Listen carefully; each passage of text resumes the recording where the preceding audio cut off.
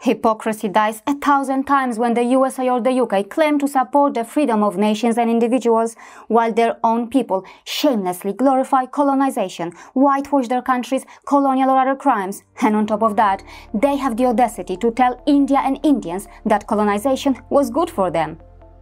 So this time the man is Tucker Carlson, an American television host, and this is what he has said.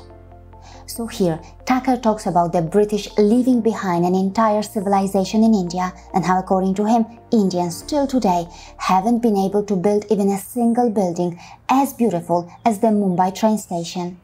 Of course, in this episode, I will give a point-by-point response to his remarks, but before that, what we need to understand is that regardless of what Tucker Carlson meant when he said all this, in the West, there are many who are completely brainwashed or are totally convinced that European colonizers went abroad to civilize others. Now, to start with, on a lighter note, let me ask a question. How is it possible that those who didn't even know how to eat or cook properly, those who didn't even know how to wash themselves properly, those who didn't even know the proper position to defecate, and those who are still learning the very basic post-defecation rectum hygiene rituals, how did they have the confidence to even attempt to civilize others?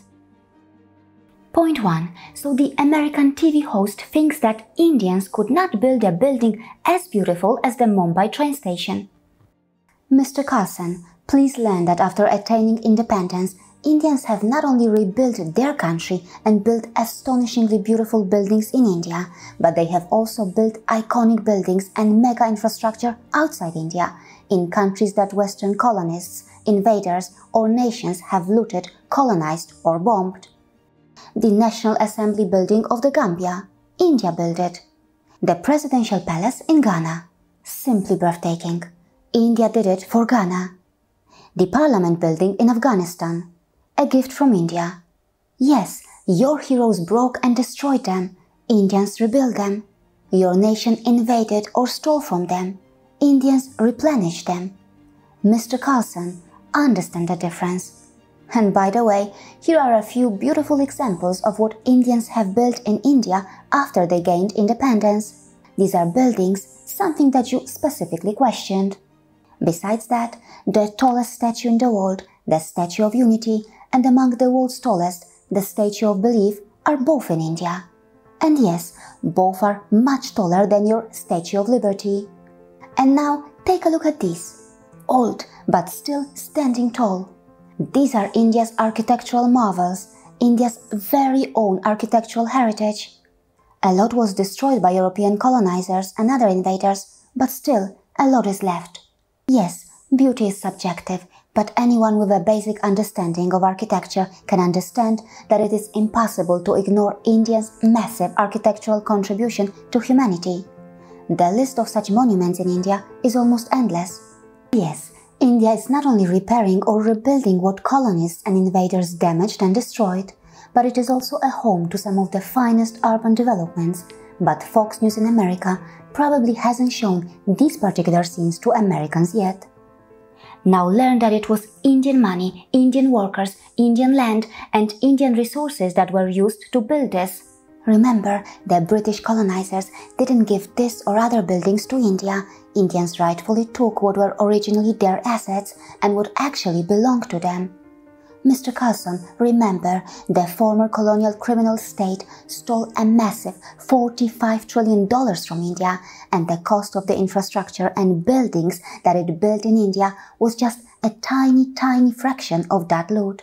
And yes, please don't forget that the infrastructure the British built in India helped them suck out India's $45 trillion faster, and on top of that, such buildings also provided more comfort to the colonial masters.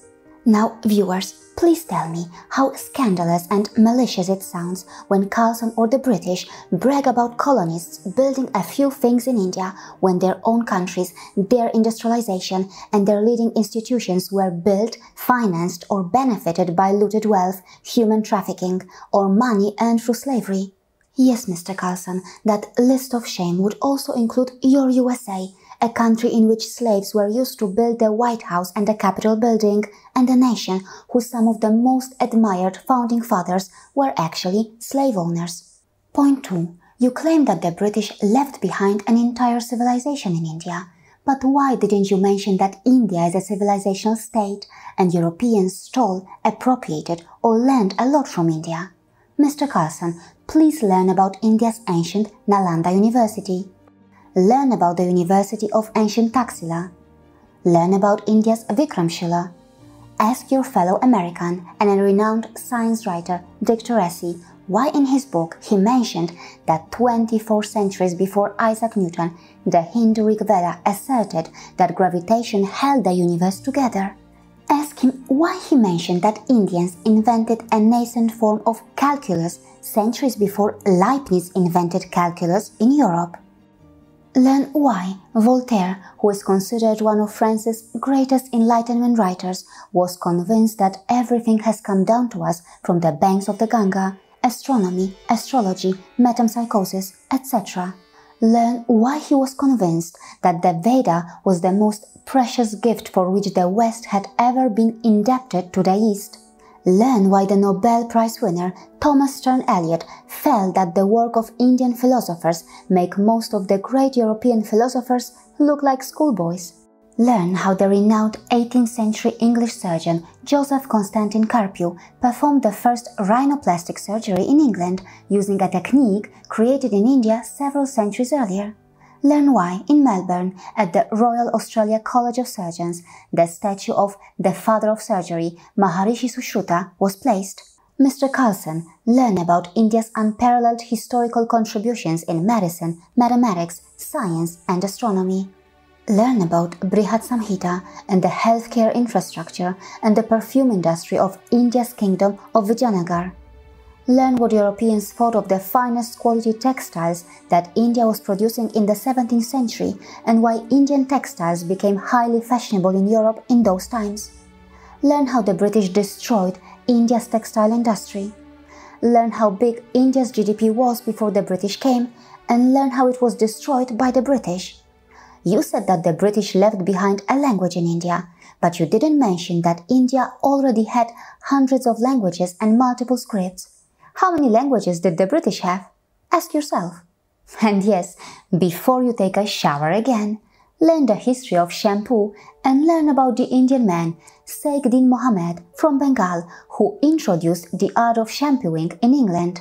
Learn why these scholars are writing that civilizations in the Indian subcontinent are considered the most sophisticated ancient places with wastewater management, with some of the most advanced toilet systems, and with the earliest known multiple flushing lavatories attached to a sophisticated sewage system. Mr. Carlson, before you use a toilet again, learn why even a government department in Australia is now teaching how to defecate properly in the correct position, or, in other words, teaching their citizens the Indian position. Mr. Carlson, for a moment, put everything aside and ask yourselves honestly, have the British ever been properly civilized? Killing our precious global diversity and cultures by Christianizing indigenous communities. Was that civilized behavior? Mr. Carlson, while the British were attempting to civilize others by spreading Protestant Christianity in the world, Protestant Christians and Catholic Christians were fighting, killing or discriminating against each other in Britain. Was that civilized behavior? Or was witch hunting civilized behavior? Or how about Britain's very own caste system, which oppressed the so-called gong farmers and others? Was that civilized behavior? Point 3. You claim that the British Empire was a benign empire. Killing millions of people through manufactured famines in India, Britain's own version of Gulag in Kenya, concentration camps in South Africa, massacres or war crimes all over the world, and kidnapping human beings from Africa to sell them elsewhere to generate massive wealth. Mr. Carlson, if this sounds benign to you, then any sane human should be really afraid of you. Yes, Mr. Carlson, the British royal family profited from the slave trade too. Point 4.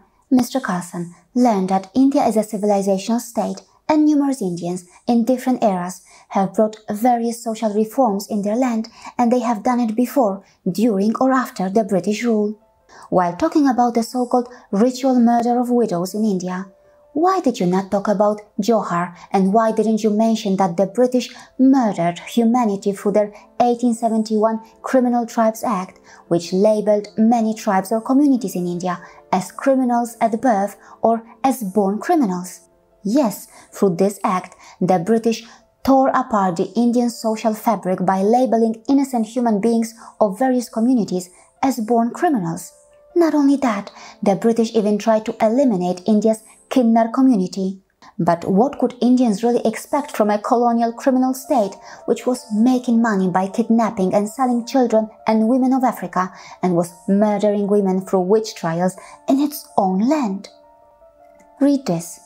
Human trafficking during the transatlantic slave trade. It was an English company that held the #1 position. The golden age of piracy. The greatest number of pirates originated from Britain. Again, the British #1 in the world. British Museum, an active crime scene whose trustees have been described as the world's largest receivers of stolen property. Again, the British #1 in the world. Point 5. You said that in the real world, strong countries dominate weak countries, right?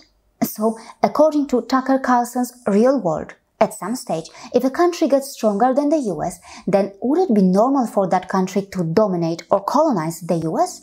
Mr. Carlson, remember, just because some countries have never been punished for their colonial crimes, it doesn't mean that their victims will forget the torture.